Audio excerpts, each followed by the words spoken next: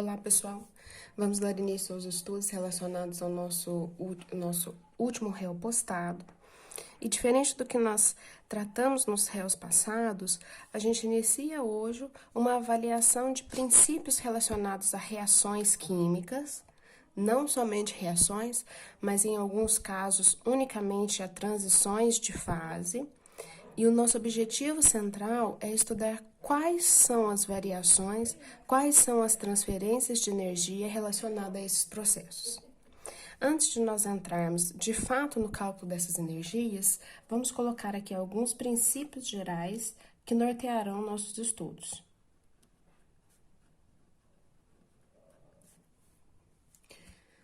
Primeiro, pessoal, se a gente fala de energia, via de regra, nós teremos duas formas essenciais de se encontrar esta energia. A primeira forma é descrita no contexto da energia dita energia potencial. Para nós, energia potencial vai ser aquela que resulta da posição muito utilizada em preceitos físicos, no nosso caso, ou da composição, ou ainda associada à composição, ou associado ao estado físico de uma substância. Vou colocar objeto, porque se nós estivermos falando no contexto físico de posição, é melhor descrevermos a energia potencial em relação a um objeto. Por outro lado, para além da energia potencial, a gente pode descrever um outro tipo de energia, que é aquela energia que a gente chama de energia cinética. E a energia cinética, de maneira não surpreendente, é aquela que nós associamos a qualquer espécie, a qualquer objeto, desde que ele apresente um estado de movimento. Dentro deste contexto de descrever energia cinética como movimento, a gente pode trabalhar energia térmica, que está relacionada ao estado vibracional de determinados constituintes químicos, como a energia cinética das moléculas. Energia térmica como a energia cinética das moléculas.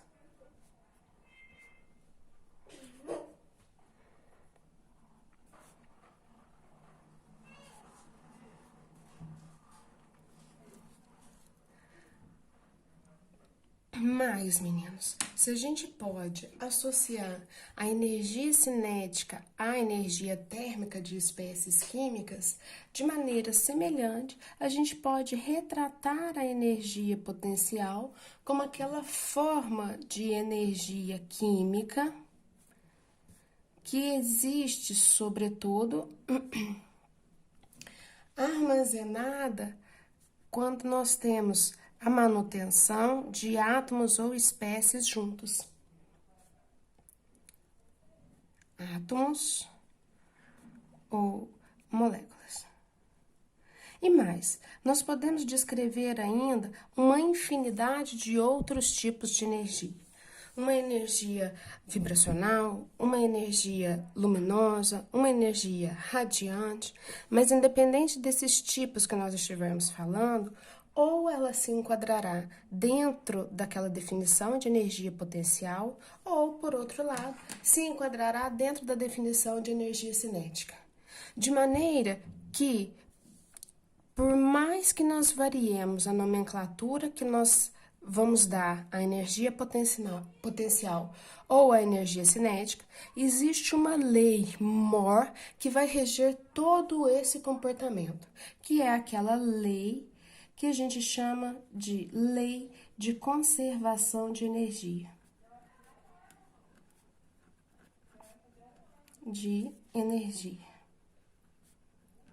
Dita de forma simplista e de uma maneira que a gente pode melhor relembrar, a gente tem que, independente do tipo de energia que nós estivermos falando, por isso eu utilizo um recurso de outra cor, a energia, ela, em hipótese alguma, não pode ser criada, e se ela não pode ser criada, tampouco a energia pode ser destruída.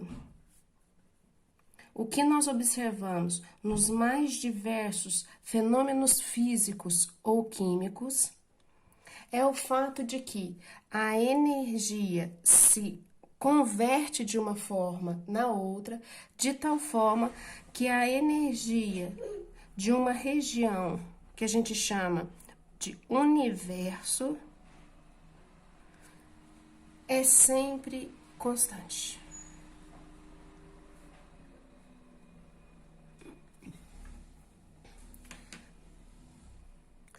Olhem, observem que a gente já sabe que existem várias formas e que como premissa básica, essas formas se interconvertem de maneira tal que nem energia cinética nem energia potencial sejam destruídas.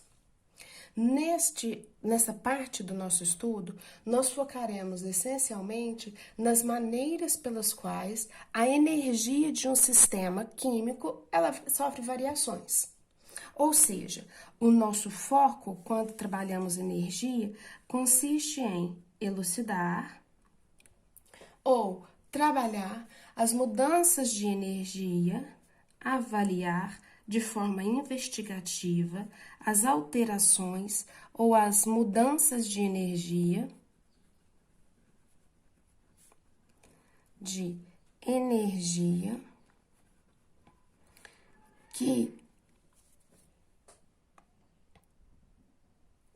acontecem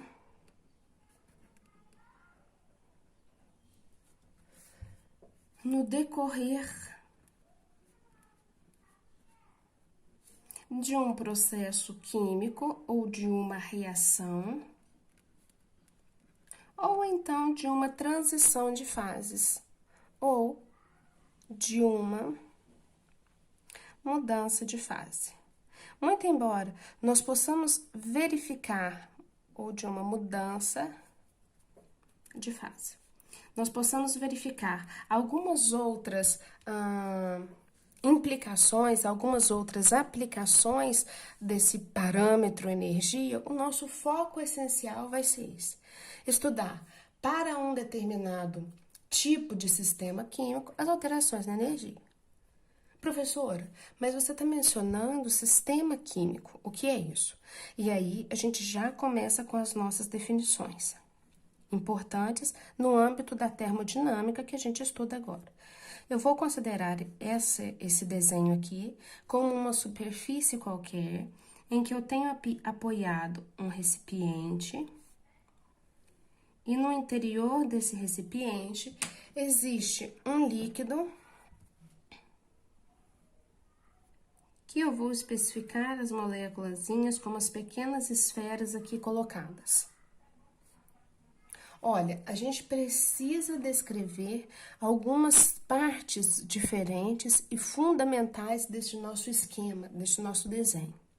O primeiro deles é que aqui, na porção líquida, onde existem as moléculas do próprio líquido ou do solvente e ainda moléculas do soluto, que atuarão de forma a propiciar a reação, eu tenho definido algo importante que a gente chama de sistema. Esse é o meu sistema químico que nós queremos avaliar as variações energéticas. Se nós estivermos trabalhando com reações, o sistema vai ser formado pelo conjunto de reagentes mais produtos e ainda, em alguns casos, pode também ser formado pela presença de um solvente que propicia que a reação aconteça. De forma geral, meninos, sistema nós podemos descrever como o conjunto que está sofrendo alterações e que, portanto, é o alvo do nosso estudo. Agora, em termos termodinâmicos, em correlação à termodinâmica, é importante nós definirmos também outra parte do nosso processo. Essa outra parte, ela vai ser formada, por exemplo, por todos aqueles constituintes que não estão presentes no sistema. E aí, a gente determina toda essa parte como vizinhança. E as alterações energéticas, normalmente elas acontecem entre sistema e vizinhança. Se o sistema é o conjunto que está sendo estudado, de forma análoga, a gente vai definir a vizinhança como tudo aquilo que não faz parte do sistema.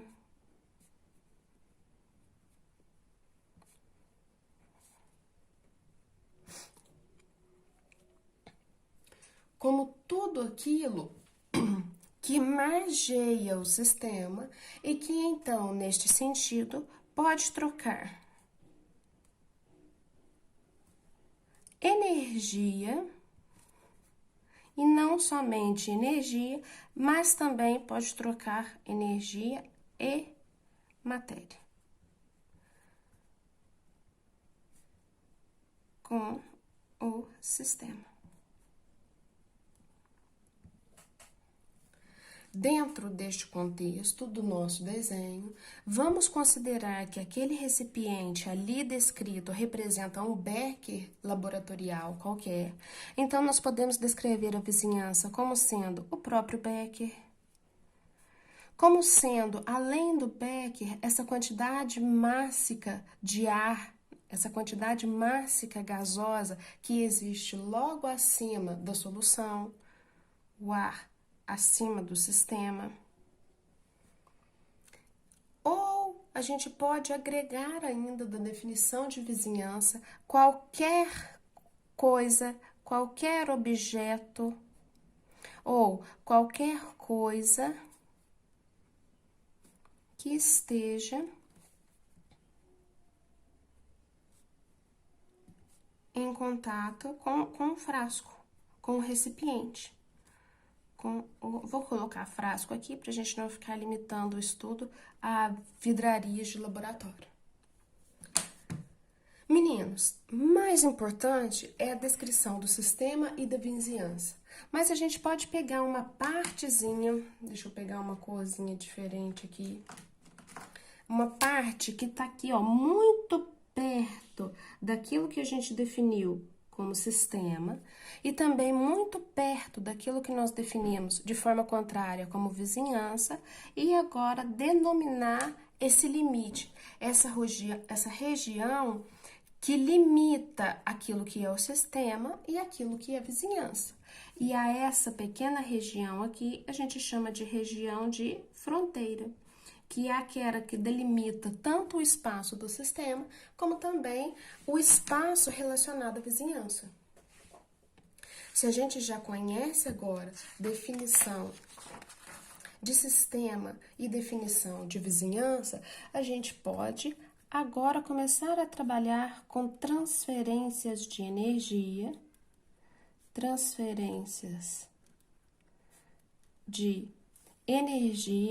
ou formas de energia que se encontram em movimento, que se encontram em trânsito. E aí, meninos, diferentemente dos tipos de energia que nós abordamos como energia potencial e energia cinética, se nós estamos falando de energia em trânsito, nós temos duas outras formas de trabalhar energia em trânsito. Uma primeira, que eu vou chamar de calor, que vai ser representada ao longo de todo o nosso estudo pela letra Q. E, por outro lado, existe uma outra forma de energia relacionada à transferência deste parâmetro, que é aquela que não acontece mediante variação de temperatura, que resulta, portanto, na variação de calor.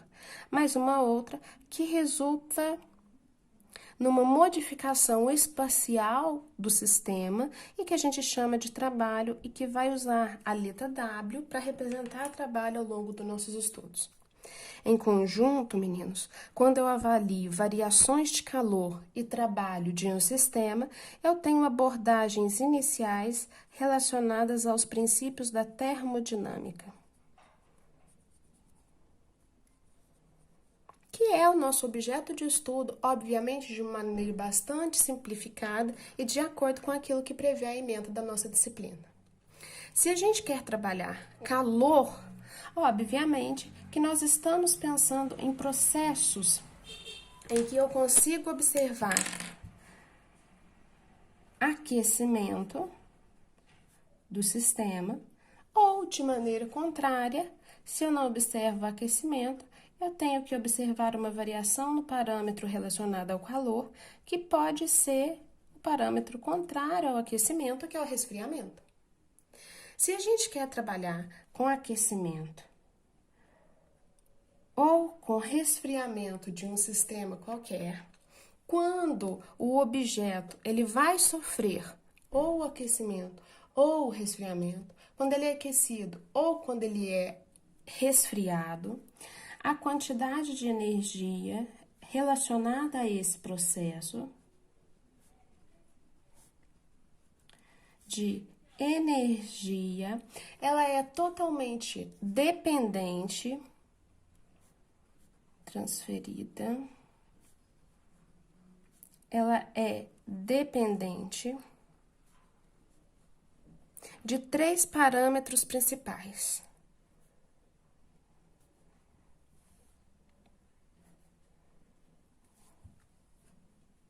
E a gente começa agora a enumerar quais são esses fatores. O primeiro fator que vai determinar se eu preciso de uma quantidade maior ou menor de energia, obviamente, é a quantidade, a massa, ou a quantidade molar de material que eu tenho. A quantidade de matéria. A quantidade de matéria. Bom, outra coisa que vai influenciar a variação na quantidade de energia, na forma de calor, que promove tanto aquecimento ou resfriamento, é, obviamente, a intensidade ou a magnitude da variação de energia. A variação de energia, que nesse caso a gente mede, nós vamos nos referir como a variação de temperatura, já que um parâmetro influencia de forma direta, quando a gente fala de calor, no segundo. Logo, se eu quero trabalhar com variações muito grandes em relação à temperatura inicial e temperatura final do meu sistema, não é surpreendente que variações grandes requeiram quantidades maiores de energia. Mas ainda existe, meninos, um terceiro parâmetro que vai, de maneira complementar à massa de material e à variação de temperatura, intensificar ou diminuir a quantidade de energia em trânsito. Esse parâmetro está diretamente relacionado à identidade do material. Aquele material que nós descrevemos no item 1 e no item 2, que é um material que perde ou que ganha energia.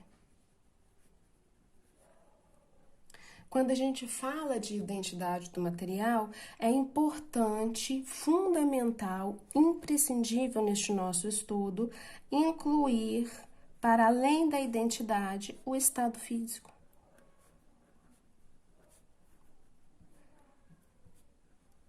O estado físico, se ele é gasoso, se é líquido, se é sólido, ou se nós estamos trabalhando em soluções aquosas. Olha, a gente já sabe que é importante incluir o estado físico, mas quem me fornece a identidade? O que é essa identidade do material que eu busco? Para nós, em termos de avaliação de energia e trânsito, essa identidade está relacionada a uma característica que a gente chama de capacidade calorífica.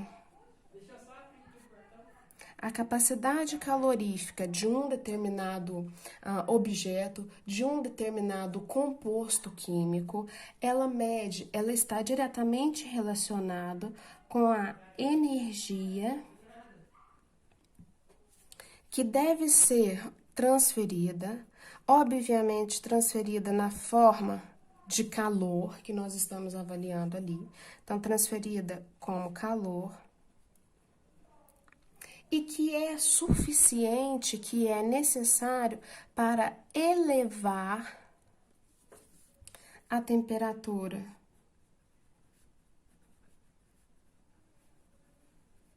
de uma quantidade correspondente a 1 grama de substância.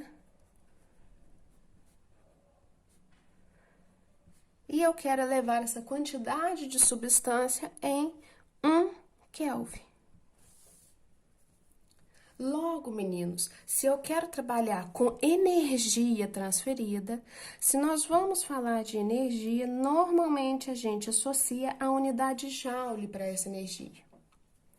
Mas é a energia transferida para elevar a temperatura de 1 grama de substância. Então, é a energia gasta por grama suficiente para aumentar em 1 Kelvin a temperatura.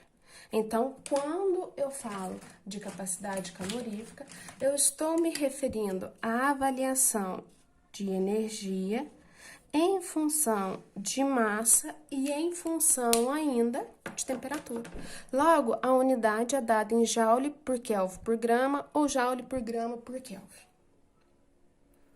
Quando eu tenho essa unidade, eu descrevo a capacidade calorífica normal. Mas alguns autores, algumas tabelas, elas preferem trabalhar não com a capacidade calorífica normal, mas com uma outra grandeza que a gente chama de capacidade calorífica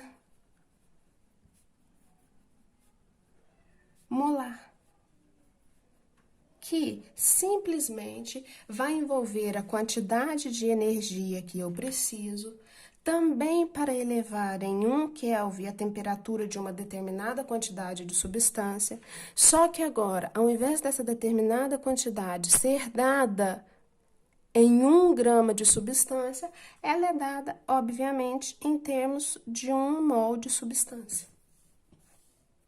E aí, meninos, é muito simples a gente trabalhar com essa conversão. Olha, lembra que a quantidade calorífica molar, ela é dada em joule por mol por Kelvin.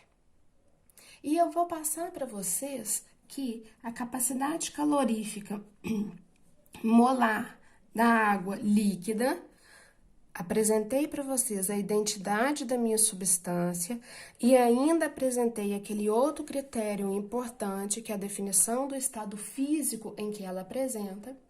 A capacidade calorífica molar é de 75,4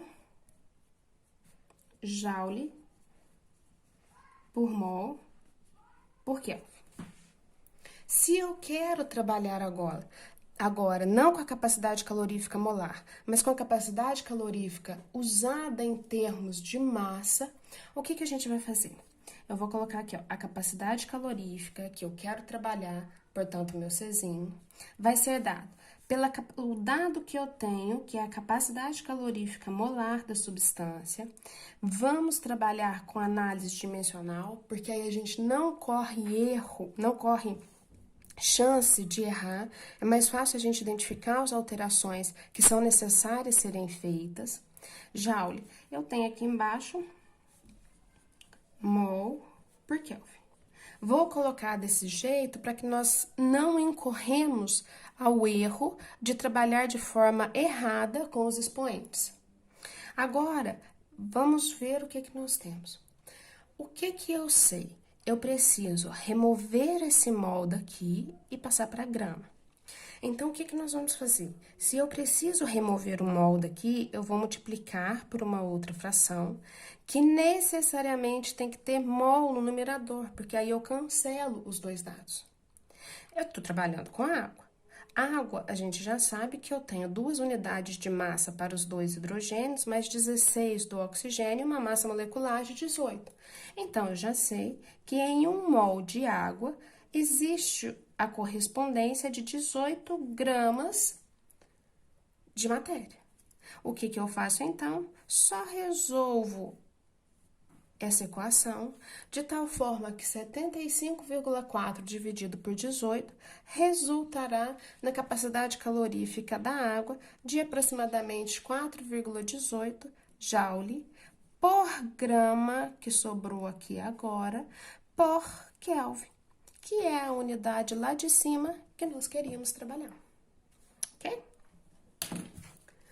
Olha, vamos só comparar alguns valores da capacidade calorífica molar para que, além de trabalhar conversões, nós possamos ter uma ideia da importância deste parâmetro com relação às transferências de energia. A gente já viu que a capacidade calorífica molar da água líquida,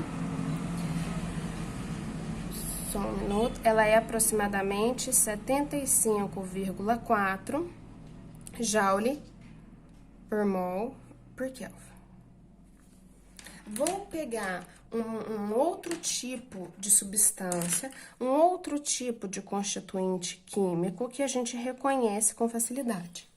Vou pegar aqui uma classe genérica sem denominar de metais, no geral, que se apresentam, obviamente, no estado sólido, já que o mercúrio é a única exceção aos constituintes metálicos, já que se apresenta em temperatura ambiente líquido, mas vamos considerar metais sólidos. Metais têm uma capacidade calorífica molar, no geral, próxima a 25 joules por mol por Kelvin. Agora vamos pensar na magnitude desses valores. Quando eu falo que a água necessita de 75 joules de energia para aumentar em 1 Kelvin a temperatura de 1 mol de água, eu estou falando que eu preciso fornecer uma quantidade de energia que é significativamente grande. Então, a água sofre variações de temperatura que são pequenas à medida em que eu forneço incrementos de temperatura. Se eu pegar o mesmo incremento de temperatura que eu estou trabalhando para a molécula de água e fornecer agora para um agregado de espécies que formam uma estrutura metálica, essa estrutura metálica se aquece muito mais. Ela se aquece de uma forma muito mais intensa. Por quê? Considerando mesmo 1 mol da espécie metálica, para promover o aquecimento em 1 Kelvin, eu preciso de só 25 joules de energia. Eu preciso de uma quantidade que é bem menor que aquela quantidade de água. E quanto menor for a capacidade calorífica da espécie, seja ela capacidade calorífica em massa ou em mol, maior tende a ser a variação de energia, de temperatura sofrida pela espécie. Olha, vamos continuar essa nossa abordagem. Se eu sei que nós estamos trabalhando com energia em trânsito, com energia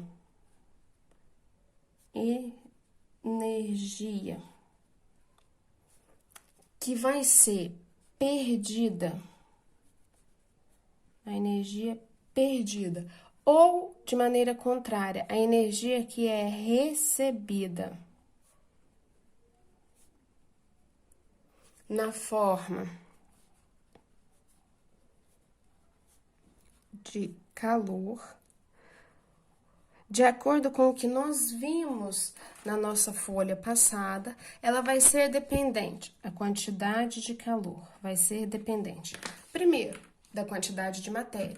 Se é dependente da quantidade de matéria, eu vou colocar aqui que ela é diretamente proporcional à massa de substância que eu vou trabalhar. Depois, ela é dependente da variação de temperatura. Então, eu já sei que eu tenho aqui uma correspondência direta com o ΔT, em que nós podemos discriminar o ΔT como sendo o valor de temperatura final do sistema, menos o valor de temperatura inicial para o sistema considerado. E ainda podemos correlacionar a quantidade de energia na forma de calor à identidade do material. A identidade do material nós descrevemos sobremaneira em termos da sua capacidade calorífica. Então, em termos termodinâmicos, a gente começa a descrever quantidade de energia em trânsito como sendo o resultado do produto entre a massa, a capacidade calorífica e a variação de temperatura. Nesse sentido, meninos, a gente já pode tirar aqui algumas conclusões rápidas e diretas. Primeiro, olha, eu tenho um ΔT. Se, com relação a esse meu ΔT, a temperatura final, ela for maior que a temperatura inicial, ou se a temperatura final aumenta, a consequência matemática direta é que quando eu for calcular o ΔT, ele vai ter um valor positivo que é maior do que zero. Se ele é maior do que zero, obviamente que a quantidade de calor proveniente desta variação de temperatura, ela também vai ser uma quantidade de calor que é positiva. Se a quantidade de calor ela é positiva, então nós vamos reconhecer que energia foi transferida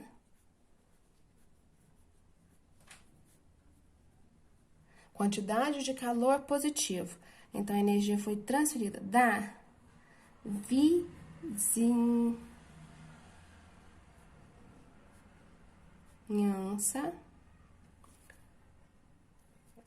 para